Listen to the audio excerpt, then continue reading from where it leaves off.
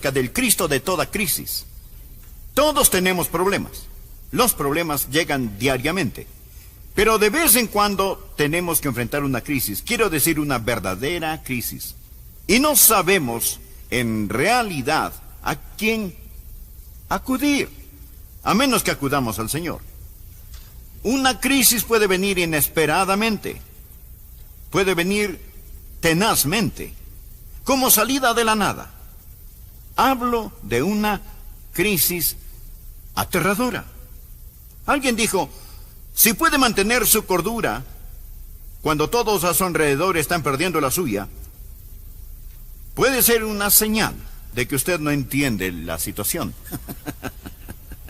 O pudiera ser que usted sí entienda algunas de las cosas que voy a compartir hoy de la palabra de Dios. Hechos 12, versículo 1. En aquel mismo tiempo el rey Herodes echó mano a algunos de la iglesia para maltratarles, y mató a espada a Jacobo, hermano de Juan. Y viendo que esto había agradado a los judíos, procedió a prender también a Pedro. Eran entonces los días de los panes sin levadura, y habiéndole tomado preso, esto es, a Pedro, le puso en la cárcel, entregándole a 4 grupos de 4 soldados cada uno, para que le custodiasen, y se proponía sacarle al pueblo después de la Pascua. Así que Pedro estaba custodiado en la cárcel, pero la iglesia hacía sin cesar oración a Dios por él.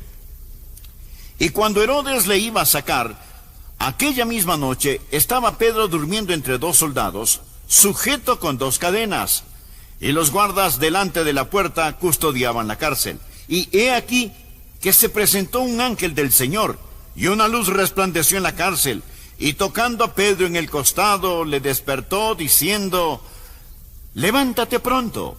Y las cadenas se le cayeron de las manos. Le dijo el ángel, cíñete y átate las sandalias. Y lo hizo así. Y le dijo, envuélvete en tu manto y sígueme. Y saliendo le seguía, pero no sabía que era verdad lo que hacía el ángel, sino que pensaba que veía una visión. Habiendo pasado la primera y la segunda guardia, llegaron a la puerta de hierro que daba a la ciudad, la cual se les abrió por sí misma, y salidos pasaron una calle, y luego el ángel se apartó de él. Ahora, hasta aquí la lectura, continuaremos leyendo más tarde, pero déjeme mencionar el trasfondo, reiterar lo que había sucedido. Herodes fue un hombre salvaje, cruel, impío y vil. Quería torturar, hostigar, perturbar la iglesia. Ya había apresado a Santiago, el hermano de Juan, y lo había condenado a muerte. Y vio que eso complació a la multitud, y se dijo, bien, apresaré a Pedro. Y puso a Pedro en prisión. Y dijo, después de la Pascua, lo sacaré, y lo haré más corto de estatura, le cortaré la cabeza. Herodes era un hombre absolutamente feroz, vil, diabólico y cruel. Esa era la situación, y verdaderamente era una gran crisis. ¿Cómo enfrenta usted una crisis? ¿Qué hace en tiempos de crisis? Bien, quiero compartir con usted hoy 4 pensamientos. Por favor, anótelos. Los necesitará. Pueden necesitarlos ahora mismo. Algunos de los que me escuchan están en medio de una crisis genuina, pero si no, los llegará a estar. Primero, debemos respetar el misterio de la providencia de Dios. De la providencia de Dios. Al mirar este capítulo, hay una palabra que sobresale: providencia. Es decir, usted va a ver la escondida mano de Dios. Dios está trabajando, pero usted no puede ver a Dios trabajando. Usted puede estar en medio del caos ahora mismo. Parece que nada tiene sentido. Todo lo que pensó que estaba seguro, bien clavado, se desarma. Y el diablo está sacando los clavos. Escúcheme. Solo porque no tiene ningún sentido para usted, no significa que no tenga sentido. Muchos tenemos preguntas. Al mirar este capítulo podríamos decir, ¿por qué? ¿Por qué dejó Dios que Herodes fuera rey? ¿No es Dios Dios? ¿Cómo pudo Dios dejar que un tipo como Herodes fuera rey? Si yo fuera Dios, lo convertiría en un sapo. ¿Y por qué? ¿Por qué Santiago debió morir y Pedro ser liberado? ¿Por qué? ¿Es que Dios tiene favoritos? ¿Es Dios caprichoso? ¿O ha perdido el control? ¿Por qué suceden todas estas cosas? Amigo, quiero decirle algo. No vivimos de explicaciones. La vida no es un problema que debe ser resuelto, es un misterio que debe ser vivido. Y a veces usted tiene que retroceder y simplemente mirar lo que voy a llamar la escondida mano de Dios. Y usted necesita respetar eso. Algunas veces miramos lo que Dios hace y cómo pone sus colores en el cielo y decimos, Señor, lo estás haciendo bien. Y de pronto Dios lo embarra todo. Y decimos, Señor, lo arruinaste. ¿Se ha sentido así alguna vez? Señor, ¿por qué permitiste que esto suceda? Solo porque las cosas no tienen sentido para usted. No piense que no tienen sentido. Y solo porque no puede ver a Dios trabajando, eso no significa que Dios no esté trabajando. Aquí está Herodes con su poder diabólico, Santiago asesinado y Pedro liberado. Tenemos todas estas cosas trabajando juntas. La llamamos la soberanía de Dios, la llamamos la providencia de Dios. Anote al margen Romanos 8:28. Y sabemos que a los que aman a Dios, todas las cosas les ayudan a bien. Esto es, a los que conforme a su propósito son llamados. Ahora, la mayoría tenemos la idea de que vamos por la vida, y la vida es buena, luego se pone mala, y después se pone buena otra vez. Por lo general no es así. La vida no es 50 kilómetros de camino bueno, luego 10 kilómetros de camino malo, después otros 50 de camino bueno. No, por lo general la vida es como los rieles del tren. Un riel bueno y un riel malo. Y los dos rieles corren paralelamente. ¿Lo han notado eso? Cosas maravillosas están pasando y bendiciones, pero al mismo tiempo parece que hay ciertos problemas en la vida. No siempre podemos hacer que se solucionen. Ahora, bien, lo bueno y lo malo parecen correr en rieles paralelas. Ahora, muchos de nosotros no entendemos eso. Por ello deseamos llegar a los tiempos de vida donde nada malo acontece. Y decimos, me alegraré cuando los problemas terminen para hacer lo que deseo hacer. Si estudia, me alegraré cuando las clases terminen para empezar a hacer lo que quiero hacer. Si los hijos están pequeños, me alegraré cuando crezcan, así podré hacer lo que quiero hacer. Y si está enfermo, me alegraré cuando esté sano, así podré servir a Dios. No es la vida misteriosa. No es misteriosa. Existen las cosas malas y las cosas buenas.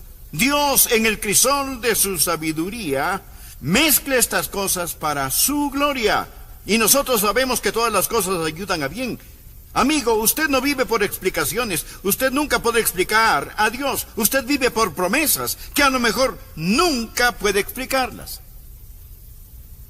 ¿Sabe? Si fuera un niño se preguntaría, ¿por qué Dios pone vitaminas en las espinacas y no en los helados? Deje que Dios sea Dios. Usted debe respetar, escúcheme, el misterio de la providencia de Dios. Permítale a Dios ser Dios, y solo porque para usted no tiene sentido no significa que no tenga sentido. Y si se encuentra en una crisis, no demande entenderla. ¿Entendió? Segundo, debemos solicitar el ministerio del pueblo de Dios.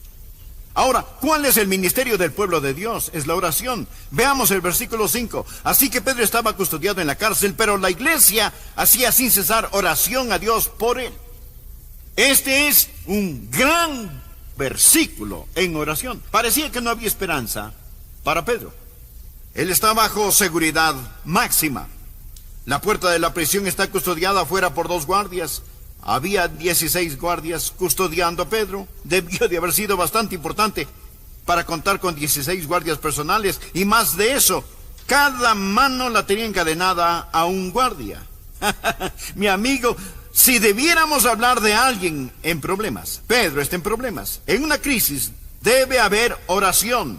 Y cuando no hay esperanza en el plano horizontal, Siempre hay esperanza en el plano vertical. Quiero que miremos esta oración y nos detengamos ahí por un momento. Porque recuerde que cuando existe el misterio de la providencia de Dios, existe el ministerio del pueblo de Dios. Quiero que vea primero lo que voy a llamar la frecuencia de la oración. Veamos el versículo 5. La oración se hizo sin cesar. Ahora, ellos oraban y no dejaron de orar. Y seguramente se preguntaban, ¿por qué Dios no contesta nuestras oraciones? Pedro estaba en la cárcel y Dios parece no tener ningún apuro en sacarlo. Pero Dios está tratando de enseñarles una lección sobre oración, y una de las grandes lecciones acerca de la oración es persistencia. En segundo lugar, debe haber fervor en la oración. ¿Escuchó? Fervor en la oración. Las palabras sin cesar pueden traducirse intensamente. Oraban intensamente. Me pregunto qué sabemos acerca de orar intensamente. Pero le diré una cosa. Cuando usted esté en una crisis, aprende a orar intensamente. Muchos oramos esta mañana, pero me atrevo a decir que entre quienes me escuchan, si yo les preguntara a muchos, no podrían decirme específicamente por qué oraron esta mañana. Solo fue una oración general, sin ninguna intensidad. Me gusta Jeremías 29:13, donde Dios dice, y me buscaréis, y me hallaréis, porque me buscaréis de todo vuestro corazón. Una de las cosas de las cuales estoy tratando de curarme es la de la oración casual, de la oración sin intensidad, oración que cuesta poco. ¿Sabe que la Biblia llama a la oración una lucha? Una versión traduce Romanos 15:30 así: Pablo les suplica, les ruego, hermanos, por nuestro Señor Jesucristo y por el amor del Espíritu, que se unan conmigo en esta lucha y que oren a Dios por mí. Que se unan conmigo. Ha pensado en la oración como una batalla, como una lucha. A veces no tenemos ganas de orar, así que no oramos. Mi amigo, si hay un tiempo cuando usted debe orar, es cuando usted no siente ganas de orar. Ore hasta que tenga las ganas. Pero ore no solo frecuentemente, sino también fervientemente, y descubra la fraternidad de la oración. La Biblia dice que la iglesia oraba. Nuevamente, versículo 5, la iglesia hacía oración sin cesar. Eso quiere decir que se reunieron para orar. Jesús dijo, donde están 2 o 3 congregados en mi nombre, allí estoy en medio de ellos. Si 2 de vosotros se pusieran de acuerdo en la tierra acerca de cualquier cosa que pidieren, les será hecho por mi Padre que está en los cielos. Dios se complace cuando sus hijos oran, pero se complace mucho más cuando oran en fraternidad. No hay nada que nos pueda unir más como iglesia que la oración. Si usted ha tenido un compañero o compañera de oración, sabe que su corazón y el de la otra persona están eslabonados, y las veces que Dios visita cuando la iglesia ora son gloriosas y maravillosas. Es lo que llamamos la fraternidad de la oración. Esta clase de oración hizo la iglesia por Pedro. Y luego deseo que note la fe de la oración. La oración era a Dios. Era a Dios. Se hizo oración a Dios. No estaban orando el uno por el otro. No estaban orando para impresionarse mutuamente. Muchas de nuestras oraciones son pequeñas oraciones memorizadas. Escuché de un joven abogado recién graduado que abrió su nuevo y elegante firma. No tenía todavía clientes, ni siquiera tenía secretaria, pero tenía su nombre en la puerta. Escuchó pasos en el corredor, pensó que venía su primer cliente, tomó el teléfono para aparentar que estaba ocupada y dijo, lo siento, no puedo, no. Tal vez para el próximo jueves. Tengo un importante caso de una corporación el miércoles. Tal vez podamos arreglar algo para después. Colgó el teléfono. Para entonces el hombre estaba parado frente a su escritorio y dijo, sí señor, ¿en qué puedo servirle?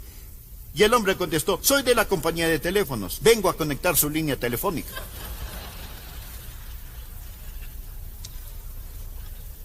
En ocasiones nuestras oraciones son así, tratamos de impresionar a otros, pero no hay nadie en la línea. Esta gente no estaba tratando de impresionar a nadie, estaban desesperados. Sus oraciones eran a Dios. Creo que la razón por la que no oramos con frecuencia y fervientemente es porque pensamos que podemos prescindir de la oración. Tal vez la peor cosa acerca de nosotros no es la falta de oración, sino el orgullo. Quiero decir, tenemos nuestras máquinas, nuestros planes, nuestros métodos, nuestros pastores, nuestros coros, nuestras escuelas dominicales, nuestros edificios. Tenemos todo esto y aquello, y vamos a la iglesia y pensamos, bien, lo haremos, sabemos cómo hacerlo. ¿Y sabe usted lo que el diablo hace? Está parado en una esquina sonriente y dice, pueden tener sus edificios, sus coros, pueden tener sus reuniones, sus predicadores, pueden tener todo lo que quieran, incluso sus estudios bíblicos, siempre y cuando dejen de lado el poder de Dios que viene con la oración ferviente y que no acepta.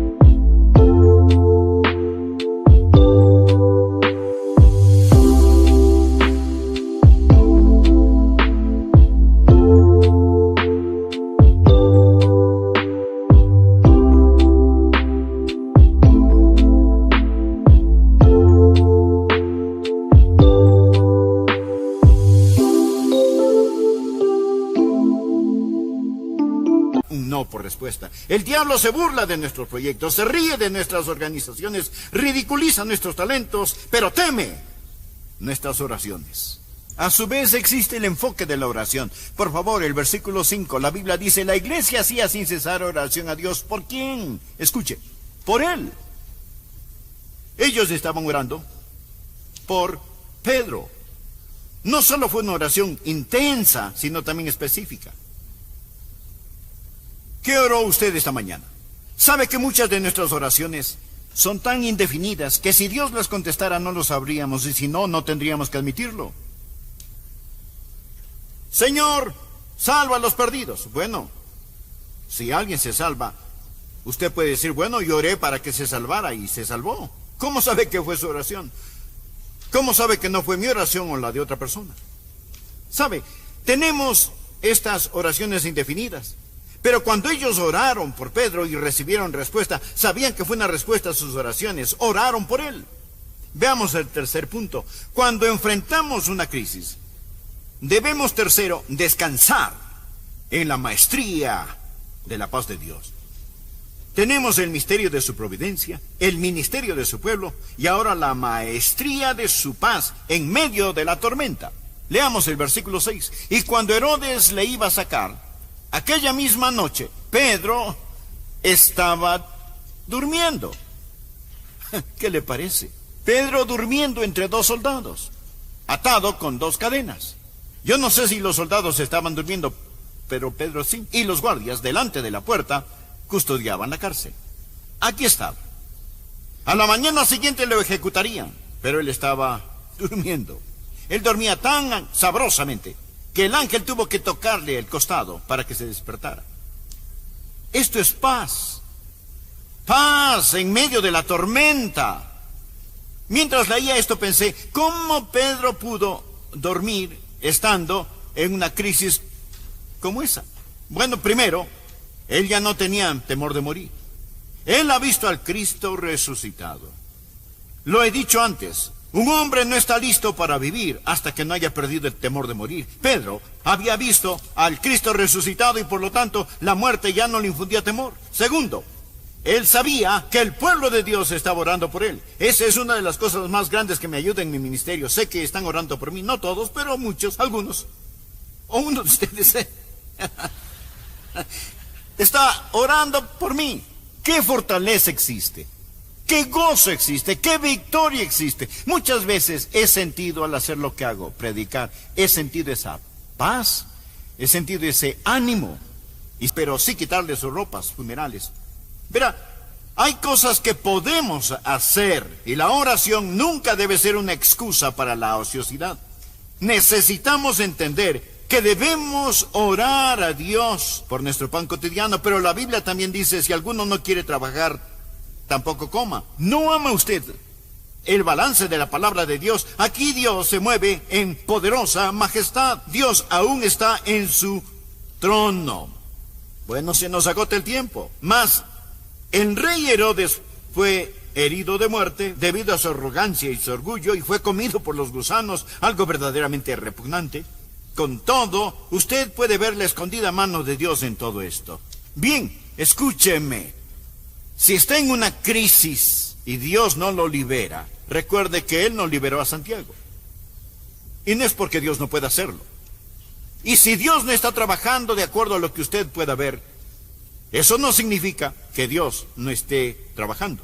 Y si lo malo parece tener éxito, recuerde que el éxito de lo malo es temporal.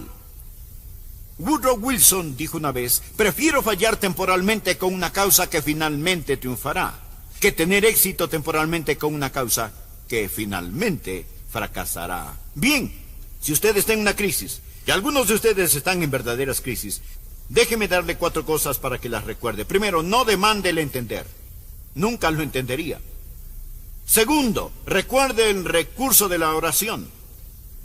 Tercero, ponga sus ojos en Dios y descanse en su amor. Y cuarto, espere que el poder de Dios se mueva en su tiempo y a su manera.